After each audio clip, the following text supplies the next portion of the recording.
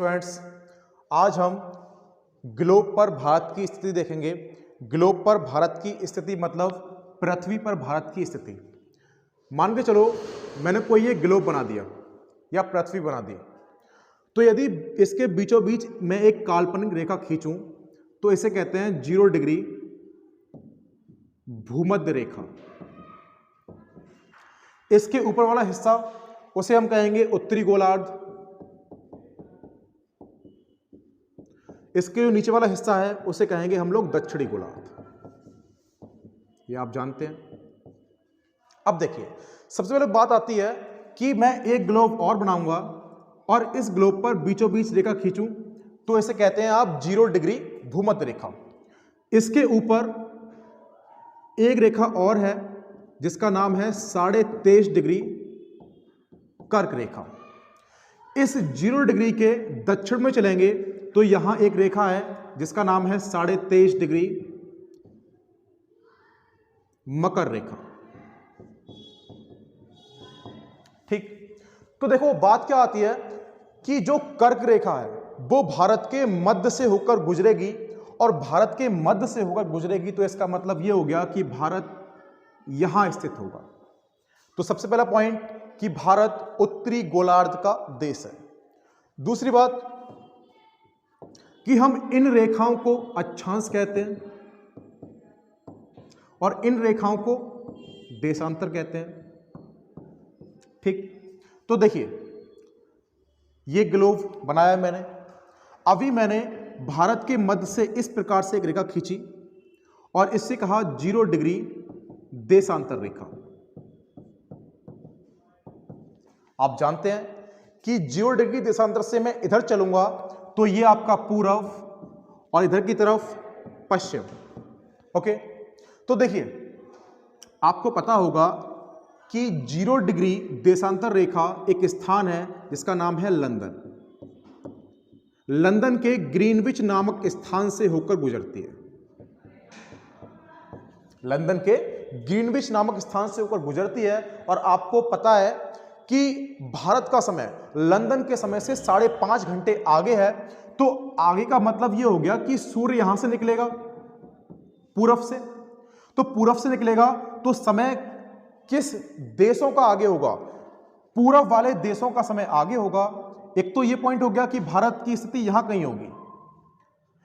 एक पॉइंट और है कि आप जानते होंगे कि 82.5 डिग्री पूर्वी देशांतर रेखा भारत के 5 राज्यों से होकर गुजरती है, जहां से भारत का मानक समय माना गया इलाहाबाद, नैनी। तो हम देखेंगे 82.5 डिग्री का मतलब ये हो गया कि 0 से इधर बढ़ेंगे तो 82.5 यहां कहीं आएगा, और 82.5 से एक लाइन खींचूं तो भारत की स्थिति यहां। तो दूसरा पॉइंट ये हो गया कि भारत पूर्वी गोलार्ध का देश भी है। यदि हम इस कॉन्सेप्ट को मिलाएं तो देखते हैं कि भारत उत्तर पूर्वी गोलार्ध का देश। ओके, अब ये हमने जान लिया कि ग्लोब पर स्थिति और महाद्वीप पर स्थिति भारत की कहां है। तो आज देखते हैं कि भारत के कितने राज्य हैं, कौन कौन से हैं, तो अभी उनको पढ़ लेते हैं। तो देखिए ये भारत है, आप मेरे साथ देखते जाइए कि भारत में कौन कौन सा राज्य कहां है, पश्चिम में कौन से हैं, पूर्व में कौन से हैं। ठीक, तो स्टार्ट करते हैं।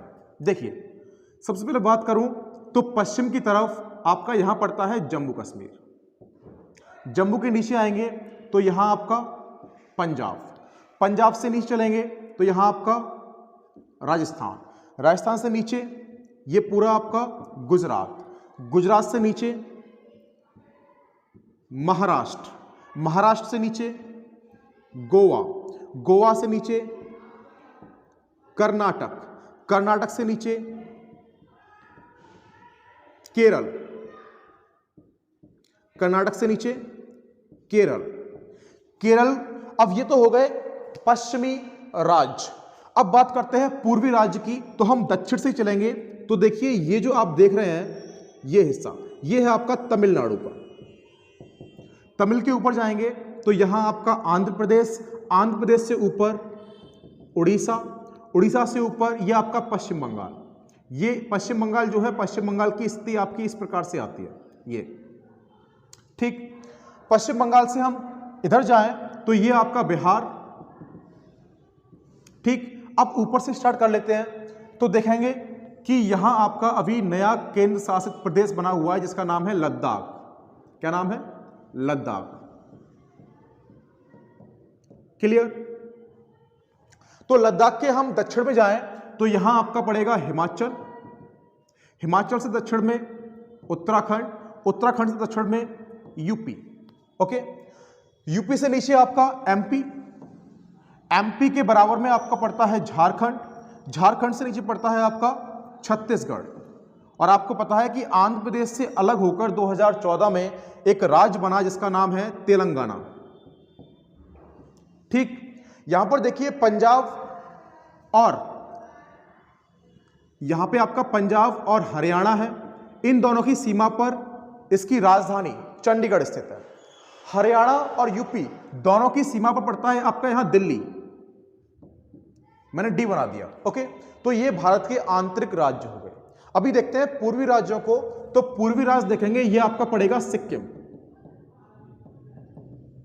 सिक्किम के बाद ये आपका असम, ये आपका अरुणाचल प्रदेश, उसके बाद नागालैंड, उसके बाद मणिपुर, मणिपुर के बाद मिजोरम, मिजोरम के बराबर में जाएंगे तो ये आपका त्रिपुरा, और त्रिपुरा से ऊपर मेघालय। तो ये भारत के राज्य हो गए, इसमें कुछ केंद्र शासित प्रदेश हैं और कुछ आपके राज्य हैं। तो इनको आप अच्छे से पढ़ लीजिए और फिर कल नेक्स्ट क्लास लेंगे। Okay, thank you very much.